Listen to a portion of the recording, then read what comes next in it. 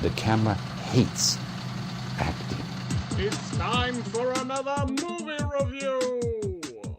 What's up, not so cool kids? This is Brian Titus from the Not So Cool Kids podcast, and I'm doing a movie review quickie. I just saw This Is the End, which is the rated R comedy that Seth Rogen and his writing partner Evan Goldberg wrote when they were kids, basically.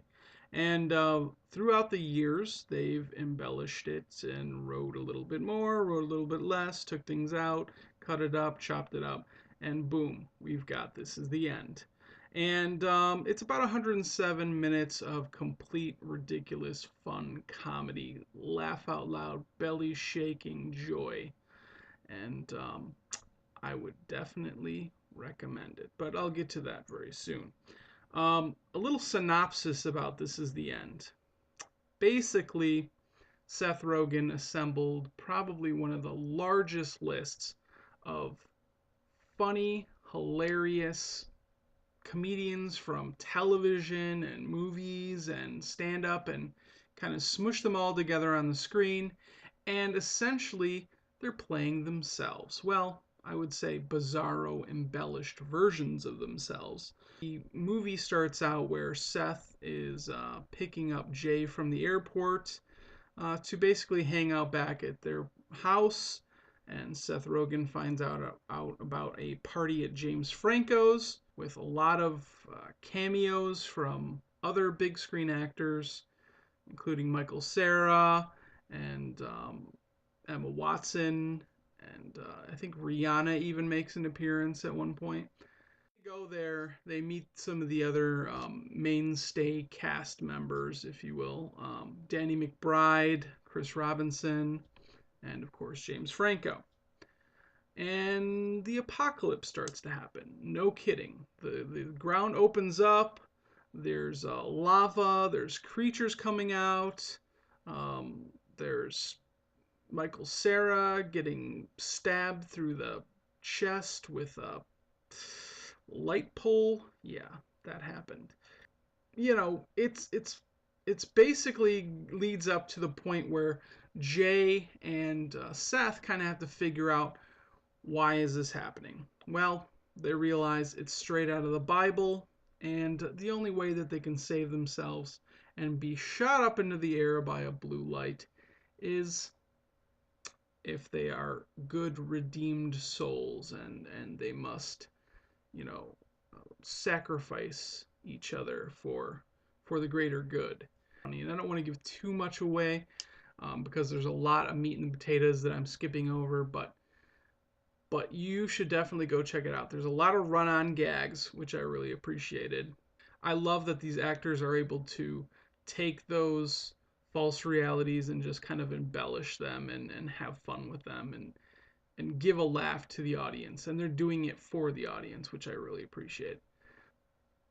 What I loved about it, here is a group of comics who've come together and essentially wrote for themselves, or one of them wrote for a cast of people that he's probably known for a very long time, and was able to write well for them and use things that they do well in the film. Anytime an actor or comic specifically writes well for themselves, it usually turns out very good.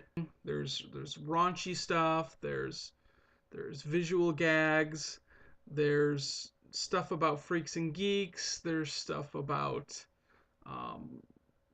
the different films that they've done in the past. It's a lot of fun to just go and eat some popcorn and laugh your butt off. Things I didn't like about it. Well, there's not a lot that I didn't like about it. I was watching this film in the theater with me and one other guy, and he was about sitting 12 rows up, and he certainly was not enjoying it. He didn't make a peep, so I guess he didn't like it. But for me, I was laughing out loud, and I think actually a couple times he turned around and was like, "What's that guy laughing at?" But I found that the film was enduring, even though it is definitely my brand of comedy, which is just kind of funny, out there ridiculousness. That being said, if I had to make one critique, it's the pacing of the film seems slow at times. And I think that's because there's parts of the film that they just wanted to keep in, even though it was kind of, it went long. But I mean, when you're working with these A-list celebrity actors who are really funny together and the comedy is gold, you don't want to chop stuff out. So there was pacing issues, and I think the movie would have went a little faster if things just got cut a little bit here and there. If I had to ask an actor in the film one question about the movie itself, I would ask, I would probably ask Michael Cera what he thought about the character that was written for him, which is supposed to be if Michael Cera was a completely womanizing, drug doing freak. But I would wonder what he really thought about that. And I don't know. I would like to hear his response. So if I were to rate this film, tell you what, out of 5 stars, I would definitely give it 4. 4 being that the film delivered on its concept, it delivered on its entertainment factor, and it was probably one of the funniest movies I'm gonna see all year. A star that wasn't given maybe because it's just not one of those epic films that I could probably pop in another 200 times and never get bored. I'm sure if I popped it in another 200 times, I would probably start memorizing all the lines, but I probably would, you know, I'd probably get bored after a while. That is my movie review of This Is the End. Go check it out for yourself and leave comments below to let me know what you thought of the film and let me know what you thought of the movie review. Thanks a lot.